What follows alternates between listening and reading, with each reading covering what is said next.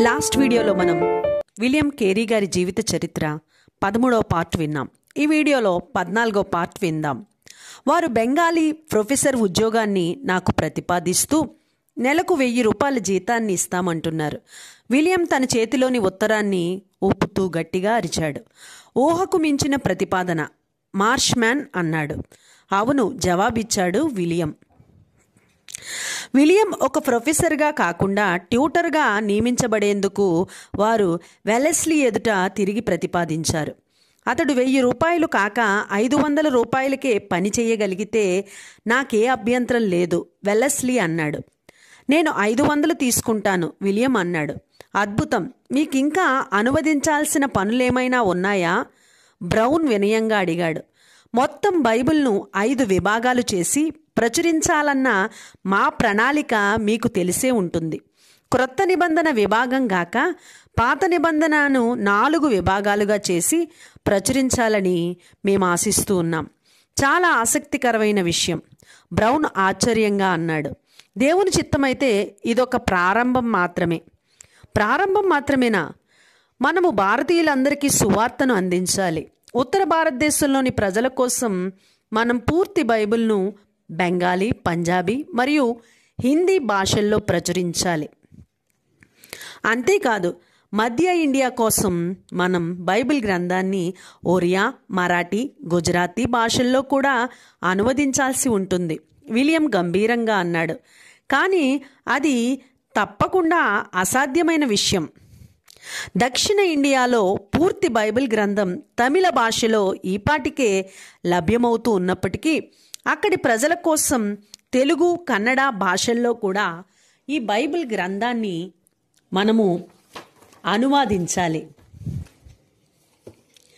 బెంగాలీ, హిందీ, సంస్కృతంలో ప్రావీణ్యత సంపాదించినట్లయితే మిగిలిన భాషలన్నీ దాదాపుగా అర్థం చేసుకోగలం. కాబట్టి మనం బహుశా బైబిల్ గ్రంథాన్ని సంస్కృత భాషలో కూడా తర్జుమా చేయాలి. బ్రౌన్కు మతిపోయినట్లయింది. నీవు ఆక్స్ఫర్డ్ విశ్వవిద్యాలయంలో పనిచేసేందుకు అంగీకరించినట్లుగా నేను గవర్నర్కు తెలుపుతాను. జూలై మాసంలో డేవిడ్ బ్రాన్స్డన్ తన దీర్ఘకాల వ్యాధితో మరణించాడు. ఎంతోమంది వైద్యుల సలహాలు, అనేక రకాల మందులు అతన్ని కాపాడలేకపోయాయి. గోలోక్ తన భర్త వద్ద నుండి పారిపోయి సెరంపూర్ మిషనరీ స్థావరంలో నివసించేందుకు వచ్చింది. తన విశ్వాసం పట్ల తన భర్త చూపిస్తున్న అసహనాన్ని ఆమె ఇక ఏమాత్రం భరించలేకపోయింది. విలియం మిషనరీ స్థావరంలో చాలా తక్కువ సమయం గడుపుతూ ఉన్నాడు. ప్రతి మంగళవారం అతడు హుగ్లీ నదిని దాటి 3 గంటలు బండిలో ప్రయాణం చేసి కలకత్తా మధ్య భాగంలో ఉన్న కళాశాల తాత్కాలిక భవనాలను చేరుకునేవాడు. అతడక్కడ శుక్రవారం మధ్యాహ్నం వరకు పాఠాలు బోధిస్తూ, సువార్త ప్రకటిస్తూ, తన సహచరులను దర్శిస్తూ గడిపేవాడు. ఆ తర్వాత అతడు తిరిగి సెరంపూర్కు అయ్యేవాడు.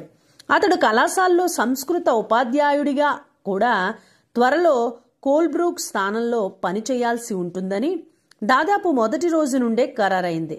కాబట్టి కళాశాలలో విలియం భవిష్యత్తు విరామం లేనిదిగా కనిపించసాగింది. అతడు ఒక నిమిషాన్ని కూడా వృధా చేయడం లేదు. అతడు బండిలో ప్రయాణం చేసే సమయంలో కూడా పుస్తకాలు చదువుతూ, అనువాదాలు చేస్తూ గడుపుతూ ఉన్నాడు. 1801 ఆగస్టు 17వ తేదీ నాటికి విలియం 40వ సంవత్సరంలో పడ్డాడు. తాను యవ్వనం నుండి వార్ధక్యంలోనికి దాటుతున్నట్లుగా విలియం అభిప్రాయపడ్డాడు. కాసేపు తాను వెనక్కి తిరిగి గతాన్ని చూడాలని కూడా విలియం తలంచాడు. సుందర్బన్లో తానుండిన 7 సంవత్సరాల కాలం తాను ఇండియాలో ఉన్న సంవత్సరాలన్నిటిలో చాలా దుర్భరమైంది. ఆ ప్రదేశమంతా మనుషుల్ని తినే పులులు భయపడే బెంగాలీలకు నిలయమైందేగాక ఇంగ్లీష్ వారికి, ఐరోపా దేశస్థులకు అదొక మరణకూపం. తన పాత స్నేహితుడైన చార్లెస్ షార్ట్ ఓ తీవ్రమైన వ్యాధితో అక్కడ చాలా బాధను అనుభవిస్తూ ఉన్నాడు. ముదనాబట్టిలో తనకు శోధనలు, కష్టాలు, పరీక్షలు ఉన్నప్పటికీ అది జయకరమైందిగా విలియంకు కనిపించింది. ఇప్పుడు సెరంపూర్లో తానున్న కాలమంతా పూర్తిగా దేవుని కృపాకాలం. ఇక్కడ విలియం బైబిల్ గ్రంథాన్ని బెంగాలీ భాషలో తర్జుమా చేయడమే గాక దాన్ని ప్రచురించడం కూడా కళాశాల అధ్యాపకునిగా అత్యున్నత గౌరవాన్ని తాను అనుభవించాడు.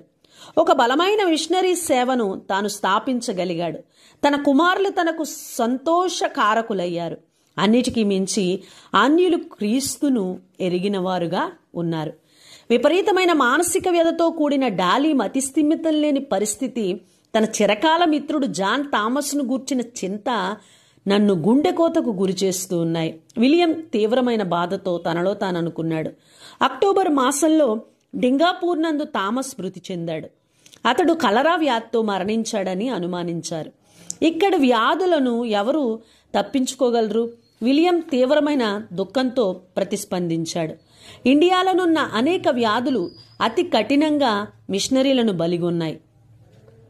తన కుమారుడు Peter, Grant, John Fountain, David Brandons, ఇప్పుడు థామస్, వీళ్ళంతా వ్యాధులతో మరణించిన వారే. థామస్ తన జీవితం ఆంతంలో అపహసించబడ్డాడు, అసహించుకొనబడ్డాడు, ప్రక్కకు త్రోయబడ్డాడు. థామస్ ప్రత్యేకమైన నైజాన్ని విలియం ఎప్పుడో క్షమించాడు. ఆవేశపరుడా, ఆశావాది అయిన థామస్ను తాను కలువలేకపోయినట్టుంటే తానెక్కడ ఉండేవాడో. మిషనరీ సొసైటీ ఎక్కడుండేది? థామస్ లోపభూయిష్ఠుడే, కానీ అతనిదో గొప్ప హృదయం. విలియం నిజంగా ఒక గొప్ప మిత్రుణ్ణి కోల్పోయాడు. ఒక పాస్టర్గా అతడు ప్రార్థనా కూడికల్ని నిర్వహిస్తూ బాప్టిస్ట్ మిషన్ చర్చిలో బోధించేవాడు. ముద్రాబట్టిలో నిర్వహించినట్లుగానే ఇక్కడ కూడా అతడు ఒక వైద్యశాలను నిర్వహించేవాడు. చిన్న అంటువ్యాధుల నుంచి భయంకరమైన కుష్ఠవ్యాధి వరకు ఉన్న వివిధ వ్యాధులు తీవ్రతతో చాలా మార్పు ఉంటుంది. కృష్ణపాల్ కుటుంబం మధ్యను ఇతర ఇండియన్ల మధ్యను విలియం చాలా కష్టపడి పనిచేస్తూ వస్తూ ఉన్నాడు. అన్యులను క్రైస్తవులుగా మార్చడంలో సెరంపూర్ మిషనరీ సేవా స్థావరం విజయం సాధించింది. అయినప్పటికీ మార్పు నొందిన వారు తమ కులానికి శాశ్వతంగా దూరం కావాల్సిన పరిస్థితి ఉండటం వల్ల గొప్ప కులానికి చెందిన హిందువులను తామెన్నటికీ మార్చలేమని వారు అనుకుంటూ వచ్చారు. కానీ 1700 చివరికి, అంటే 1802వ సంవత్సరం జనవరి 1వ తేదీన ఆ పరిస్థితి పూర్తిగా మారిపోయింది. హిందువుల్లో రచయితలు కులానికి చెందిన పీతాంబర్ సింగ్ అనే వ్యక్తికి విలియం బాప్తిస్మం ఇచ్చాడు. ఆ వసంత కాలంలో చార్లెస్ షార్ట్ రాసిన వీలునామాను అమలు చేయాల్సిన విషాదకరమైన బాధ్యతను విలియం నిర్వర్తించవలసి వచ్చింది.